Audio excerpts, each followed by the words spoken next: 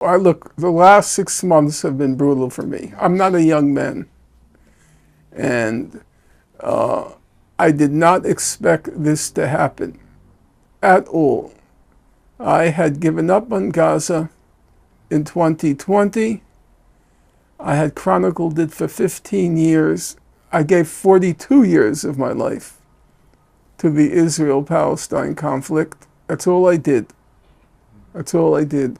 Read and reread and reread and reread these human rights reports because I basically consider myself a forensic scholar. Forensic means I try to analyze the evidence, in particular the evidence that Israel brings forth, and try to show why it's not true, why it's false. And it's never blatantly false, or sometimes it's blatantly false, but most of the time it's not.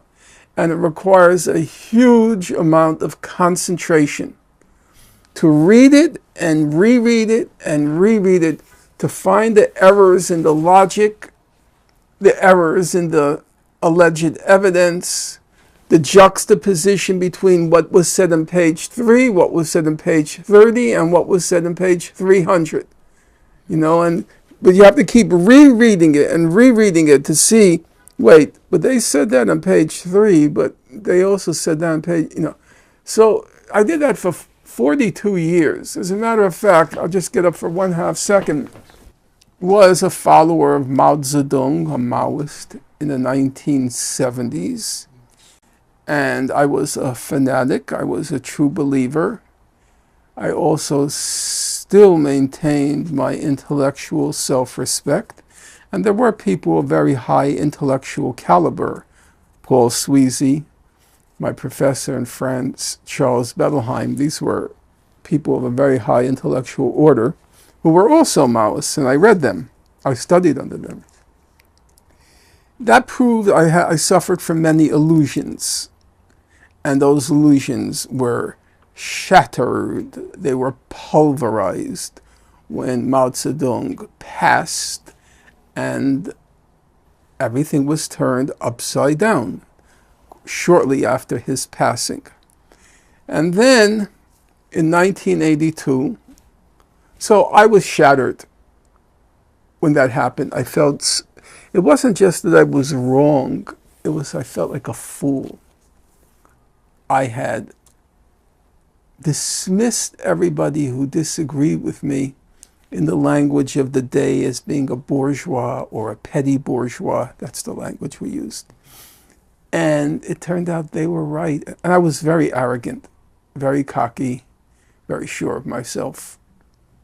I did read a lot, but I didn't read the other side. I read my side.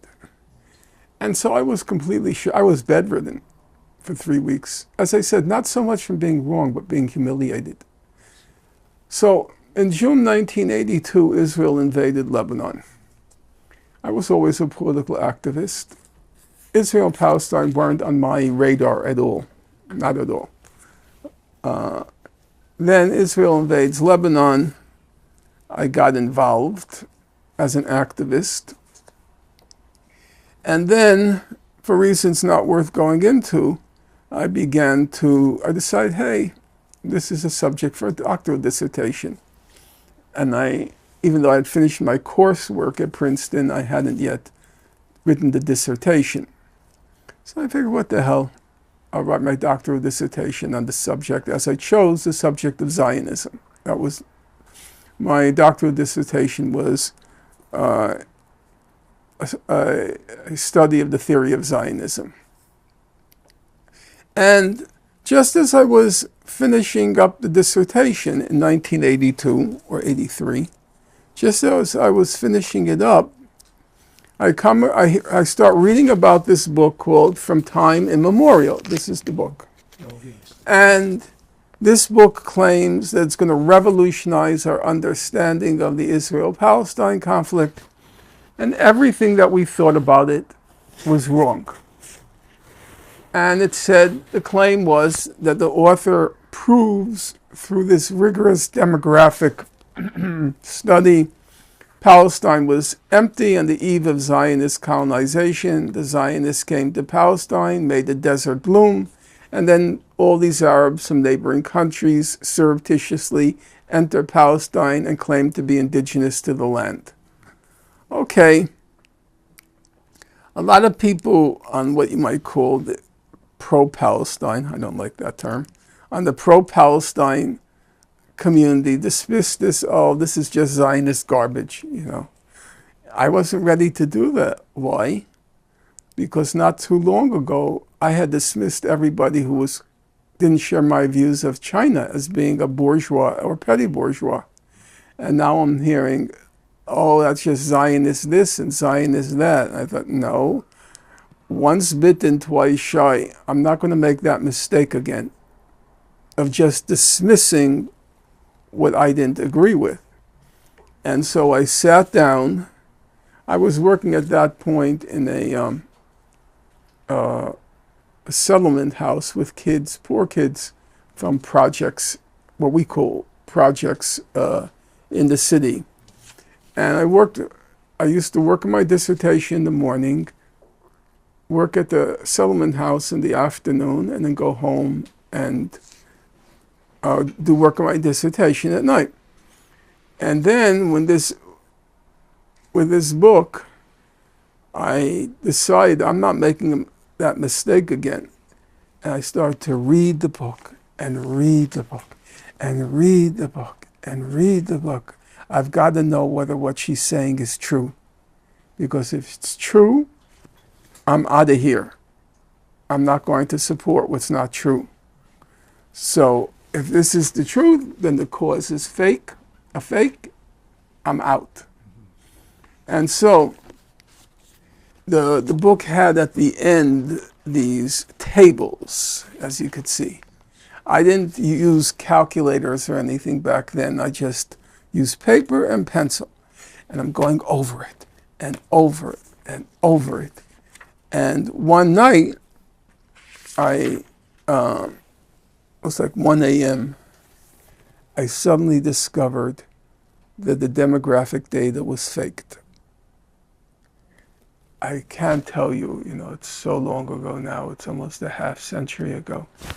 My heart started to palpitate and I broke out into a sweat. I lived in a small studio apartment. I started to pace it back and forth, and I kept saying, I did it. I did it. I proved the book is a fraud. And without going into all the other details, that's how I began a career as a forensic scholar. And I did that for 42 years. And I then in 2020, I decided it's over. They lost. The cause is lost. And I had given up on Gaza. Even my last books on the topic, the last two were these two. This was Gaza, an inquest into its martyrdom. And at the very end of the book, the very end, I say, if I can find it, the author holds out faint hope that this book will find an audience among his contemporaries. Still, the truth should be preserved. It is the least that's owed the victims. Perhaps one day in the remote future, when the tenor of the times is more receptive, someone will stumble across this book, collecting dust on a library shelf, blow off the cobwebs, and be stung by outrage at the lot of a people, the people of Gaza, if not forsaken by God, then betrayed by the cupidity and corruption, careerism and cynicism, cravenness and cowardice of mortal men. So, I didn't think anyone would read the book. I didn't. When the case came before the International Criminal Court, not the ICJ, not the International Court of Justice, the International Criminal Court, I wrote this long, simply dissection of the evidence presented by Israel in order to help out in the criminal court proceeding. The book, as my publisher lamented, sold about 350 copies, most of which were purchased by me to give to people at The Hague for the case. And that was it. Nobody read it. 350 copies sold. Half of them I purchased, which means a huge amount of work. Huge amount of work. About 100 people may have read it. I gave up. So when October 7th happened, I had already moved on to other subjects, but I was physically tired. I'll be honest, physically depleted. The only book of mine that ever sold was The Holocaust Industry. That was a complete fluke. It's funny, the genesis of these things. There was a book written by a University of Chicago professor named Peter Novick. It was called The Holocaust in American Life. Now, one thing I knew about from life experience was the Holocaust and American life, because my parents were authentic survivors of the Nazi Holocaust. They came here as refugees. When we were growing up, they were scornfully referred to as greenhorns. Greenhorn meant that you don't know the ways of the United States, because a lot of the Jews that we came in contact with, they came over, their families came over in the great wave of Jewish immigration at the turn of the 20th century. Okay?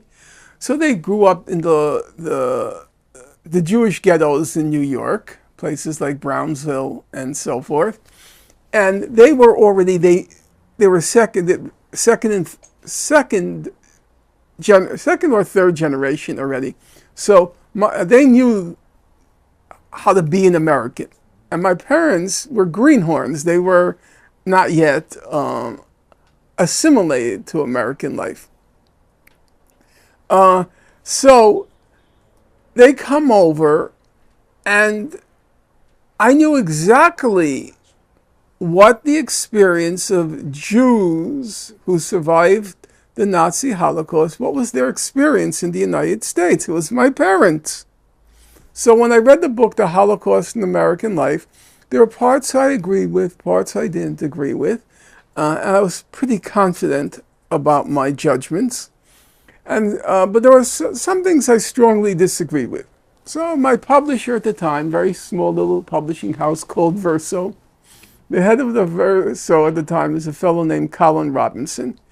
And Colin Robinson, whatever conversation you're having, whatever conversation, you can be talking about, oh, it's going to be a nice day out tomorrow.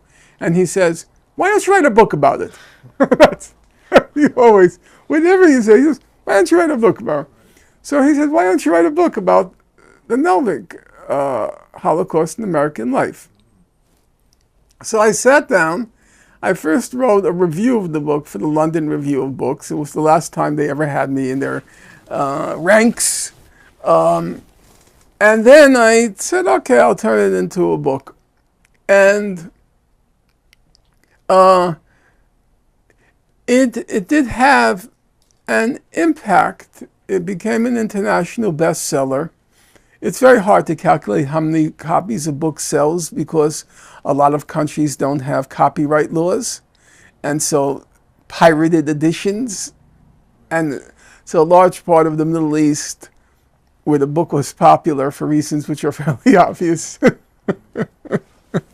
All these pirated editions came out. Of course, one of my dreads is how it was translated and whether they were faithful to the precision of my language, or it became the Jews invented the Holocaust, which wasn't the point of the book, actually. So I had also, before the Holocaust Industry, I had written another book on not myself, myself and a German historian, Ruth Bettina Byrne.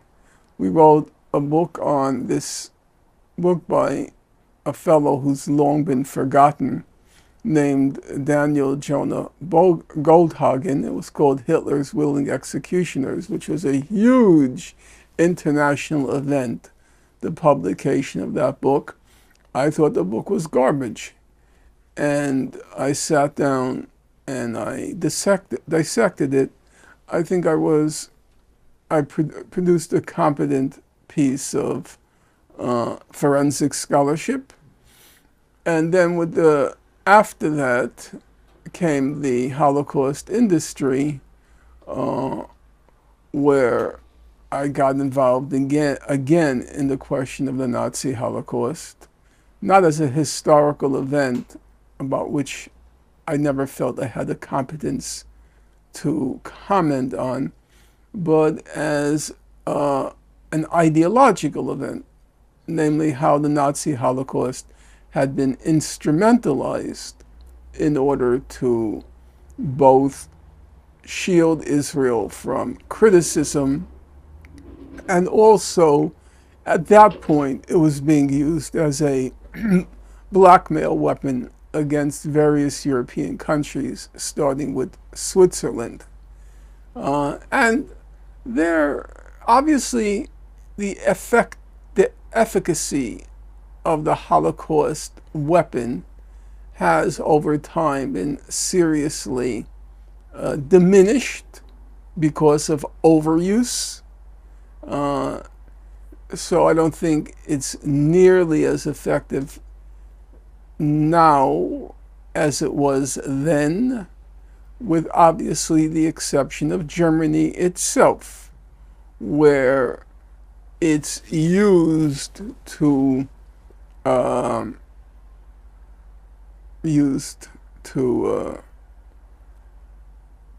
intimidate Germany into doing things which they have to know are wrong. But I will grant this, I think Germany is in morally a very difficult situation, because it is very hard for them to criticize Israel because of that historical baggage. I get that. I'm not going to deny it. I just wish, and I don't want to sound vulgar, I just wish they would shut up. They know what they're doing is wrong. Why do you have to do it in such a flagrant, such an outrageous way? You could just say, for historical reasons, we feel uncomfortable criticizing Israel. We'll simply defer to the consensus opinion of the EU. Okay? That to me would be a reasonable position. But to defend what's going on now, until about 3 weeks ago, unconditionally, unacceptable. If I were in Germany and I saw the chancellor, I would spit in his face. No. No. Unacceptable. I understand the moral dilemma.